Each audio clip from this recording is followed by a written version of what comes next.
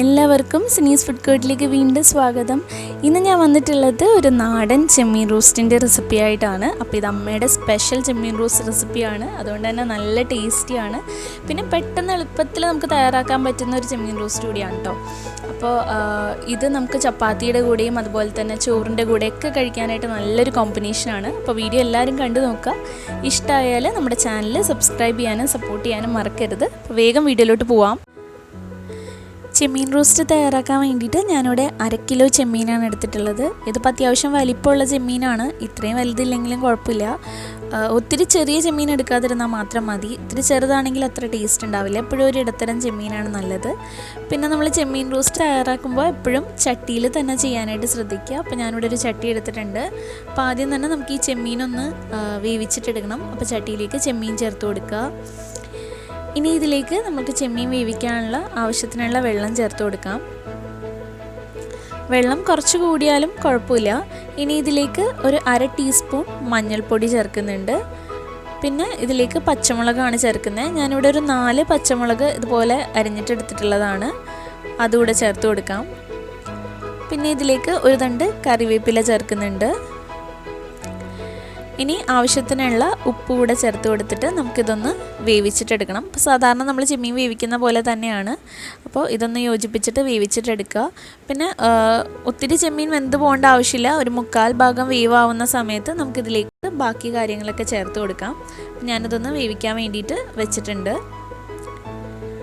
അപ്പോൾ ഇതാ ചെമ്മീനൊക്കെ ഒരുവിധം ഇതുപോലെ വെന്ത് വന്നിട്ടുണ്ട്. കണ്ടില്ലേ, ഒത്തിരി അങ്ങ് വെന്തിട്ടില്ല. ഒരു 1/4 ഭാഗത്തോളം ഇപ്പോൾ വെന്തിട്ടുള്ളൂ. അപ്പോൾ ഈ ഒരു സമയമാകുമ്പോൾ നമുക്കിതിലേക്ക് ബാക്കി കാര്യങ്ങളൊക്കെ ചേർക്കാം.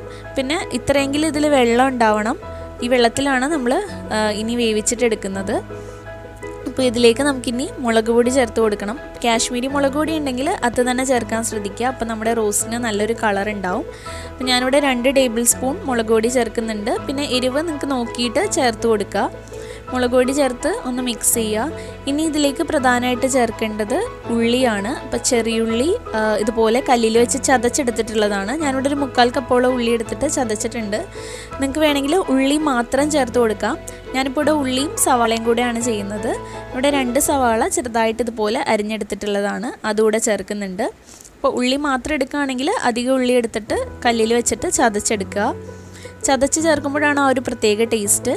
ഉള്ളിയും സവാളയും ചേർത്തിട്ട് നന്നായിട്ടൊന്ന് യോജിപ്പിച്ച് കൊടുക്കുക.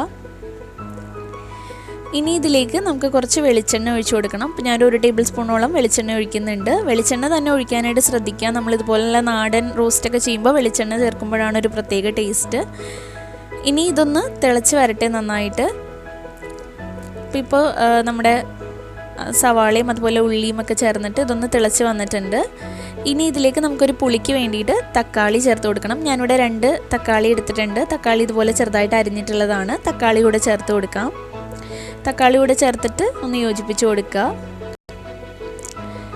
അപ്പോൾ ഇതെല്ലാം വേവിച്ചെടുക്കുന്നത് നമ്മൾ ഈ ചെമ്മീൻ വേവിച്ചിട്ടുള്ള വെള്ളത്തിൽ തന്നെയാണ്. അതാണ് ഈ ഒരു റോസ്റ്റിൻ്റെ നല്ലൊരു ടേസ്റ്റ് എന്ന് പറയുന്നത്. അപ്പോൾ നന്നായി യോജിപ്പിച്ച് കൊടുത്തിട്ടുണ്ട്. ഇനി നമുക്കിതൊന്ന് അടച്ച് വെച്ചിട്ട് വേവിച്ചിട്ടെടുക്കാം. നമ്മുടെ തക്കാളിയും ഉള്ളിയൊക്കെ ഒന്ന് ചെറുതായിട്ടൊന്ന് വെന്ത് വരട്ടെ. അപ്പോൾ നന്നായിട്ട് തിളച്ചിട്ടുണ്ട്. നമ്മുടെ തക്കാളിയും അതുപോലെ ഉള്ളിയും സവാളയൊക്കെ അത്യാവശ്യം വെന്ത് വന്നിട്ടുണ്ട്.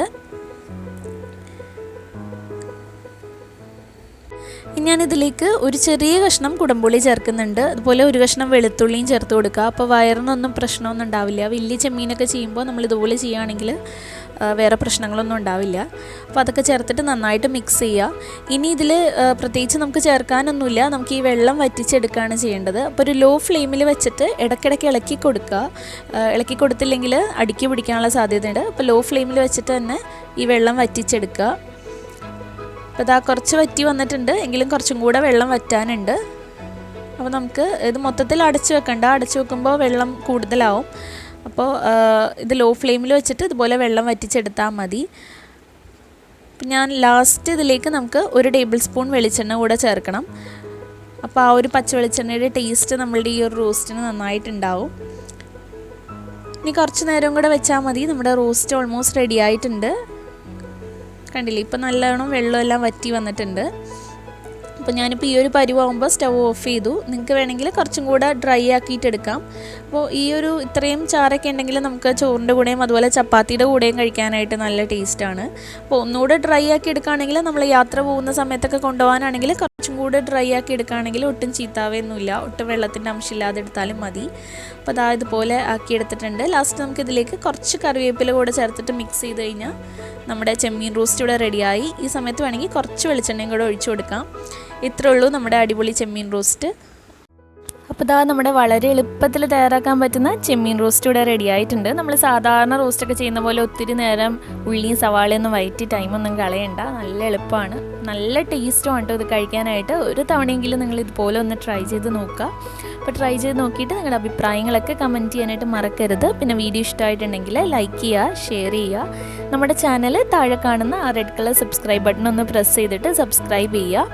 അപ്പോൾ നെക്സ്റ്റ് വീഡിയോയിൽ വീണ്ടും കാണാം. താങ്ക്